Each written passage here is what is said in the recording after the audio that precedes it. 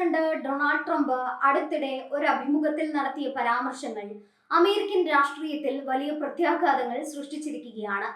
American ജനതയുടെ സാമ്പത്തിക ബുദ്ധിമുട്ടുകളേക്കാൾ താൻ മുൻഗണന നൽകുന്നത് ഇസ്രയേലിന്റെ താല്പര്യങ്ങൾ കാണുന്ന തരത്തിൽ ട്രംപ് നടത്തിയ വെളിപ്പെടുത്തലാണ് ഇപ്പോൾ വിവാദമായിരിക്കുന്നത്.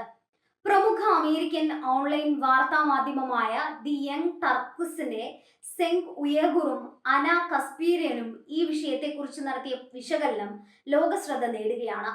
ട്രംപിന്റെ ഈ നിലപാട് വെറും രാഷ്ട്രീയ പ്രസ്താവനയല്ല, മറിച്ച് അമേരിക്കയുടെ വിദേശ നയവും ആഭ്യന്തര പ്രശ്നങ്ങളും തമ്മിലുള്ള വലിയൊരു വൈരുദ്ധ്യത്തെയാണ് ചൂണ്ടിക്കാണിക്കുന്നതെന്ന് സെഗ് ഉയഗുർ നിരീക്ഷിക്കുന്നു. യുഎസിലെ സാധാരണക്കാർ കടുത്ത വിലക്കയറ്റവും സാമ്പത്തിക പ്രതിസന്ധിയും നേരിടുമ്പോൾ ഇസ്രയേലിന്റെ താല്പര്യങ്ങൾക്കായി അമേരിക്കൻ ഖജനാവിൽ നിന്ന് പണമൊഴുക്കുന്നത് അംഗീകരിക്കാനാവില്ലെന്ന കടുത്ത ഭാഷയിലാണ് അദ്ദേഹം പ്രതികരിച്ചത്. അമേരിക്കൻ വോട്ടർമാരുടെ താല്പര്യങ്ങളെ സംരക്ഷിക്കുമെന്ന് അവകാശപ്പെടുന്ന ഒരാളിൽ നിന്ന് ഇത്തരമൊരു വെളിപ്പെടുത്തൽ വരുന്നത് ഇരട്ടത്താപ്പാണെന്ന് അദ്ദേഹം ആരോപിക്കുന്നു. അന കസ്പെരിയന്റെ അഭിപ്രായത്തിൽ ട്രംപിന്റെ ഈ തുറന്നു പറച്ചിൽ അമേരിക്കൻ ജനതയോടുള്ള വലിയൊരു ചതിയാണ്. അമേരിക്ക ഫസ്റ്റ് എന്ന മുദ്രാവാക്യം മുഴക്കി അധികാരത്തിൽ വന്ന ഒരാൾ മറ്റു രാജ്യങ്ങളുടെ താല്പര്യങ്ങൾക്ക് മുൻതൂക്കം നൽകുന്നത് ആശ്ചര്യകരമാണെന്ന് അവർ പറഞ്ഞു. പ്രത്യേകിച്ച് ഇസ്രായേൽ ഇറാൻ സംഘർഷങ്ങൾ മൂലം ആഗോളതലത്തിൽ ഇന്ധനവില വർദ്ധിക്കുകയും അമേരിക്കയിലെ സാധാരണക്കാരുടെ ജീവിതം ദുസ്സഹമാവുകയും ചെയ്യുന്ന സാഹചര്യത്തിൽ ഈ പ്രസ്താവനയ്ക്ക് വലിയ പ്രാധാന്യമുണ്ട്. ഇസ്രായേലിന്റെ സുരക്ഷയ്ക്കായി എന്ത് വില കൊടുക്കാനും തയ്യാറാണെന്ന് ട്രംപ് പറയുമ്പോൾ അതിന് വലിയൊരു സാമ്പത്തിക വില നൽകേണ്ടി വരുന്നത് സാധാരണക്കാരായ അമേരിക്കക്കാരാണെന്ന് അന ചൂണ്ടിക്കാട്ടി. യുദ്ധങ്ങൾക്കായി കോടിക്കണക്കിന് ഡോളർ ചിലവാക്കുമ്പോൾ രാജ്യത്തെ ആരോഗ്യ മേഖലയും വിദ്യാഭ്യാസവും അവഗണിക്കപ്പെടുകയാണെന്ന വസ്തുത അവർ അടിവരയിട്ട് പറഞ്ഞു. ട്രംപിന്റെ ഈ മനോഭാവം വരാനിരിക്കുന്ന തിരഞ്ഞെടുപ്പിൽ അദ്ദേഹത്തിന് വലിയ തിരിച്ചടിയാകാൻ സാധ്യതയുണ്ടെന്നും അവർ നിരീക്ഷിക്കുന്നു. സെങ് ഉയഗുർ ഇതിനെ വിശേഷിപ്പിച്ചത് അധികാരവർഗത്തിന്റെ വിദേശ നയം എന്നാണ്. രാഷ്ട്രീയക്കാർക്ക് സാധാരണക്കാരുടെ പ്രശ്നങ്ങളെക്കാൾ വലുത് അന്താരാഷ്ട്ര തലത്തിലുള്ള തന്ത്രപ്രധാനമായ ബന്ധങ്ങളാണെന്ന് ട്രംപിന്റെ വാക്കുകൾ തെളിയിക്കുന്നു. അമേരിക്കയിലെ പല നഗരങ്ങളിലും ദാരിദ്ര്യവും തൊഴിലില്ലായ്മയും വർദ്ധിച്ചുകൊണ്ടിരിക്കുകയാണ്. എന്നിട്ടും വിദേശ സഹായങ്ങൾക്കും സൈനിക നീക്കങ്ങൾക്കുമാണ് ഭരണകൂടം മുൻഗണന നൽകുന്നത്. ഇത് ജനാധിപത്യ വിരുദ്ധമാണെന്നും സെങ് വാദിക്കുന്നു. ഈ ചർച്ചയിൽ ഉയർന്നു വന്ന മറ്റൊരു പ്രധാന കാര്യം അമേരിക്കയിലെ ഡോണർ ക്ലാസ് അല്ലെങ്കിൽ വൻകിട പണക്കാരായ ഫണ്ടിംഗ് നടത്തുന്നവരുടെ സ്വാധീനമാണ്. ട്രംപിനെ പോലുള്ള രാഷ്ട്രീയക്കാർ ഇത്തരം വൻകിടക്കാരുടെ താല്പര്യങ്ങൾ സംരക്ഷിക്കാനാണ് ശ്രമിക്കുന്നത്.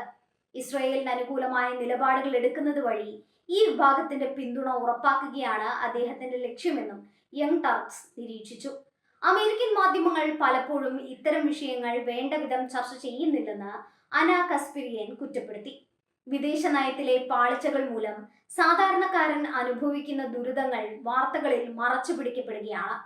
ട്രംപിന്റെ വെളിപ്പെടുത്തൽ ഒരു വലിയ സ്കാൻഡലായി മാറേണ്ട ഒന്നാണെങ്കിലും മുഖ്യധാരാ മാധ്യമങ്ങൾ ഇതിനെ ലഘൂകരിച്ചാണ് കാണുന്നതെന്ന് അവർ പറഞ്ഞു.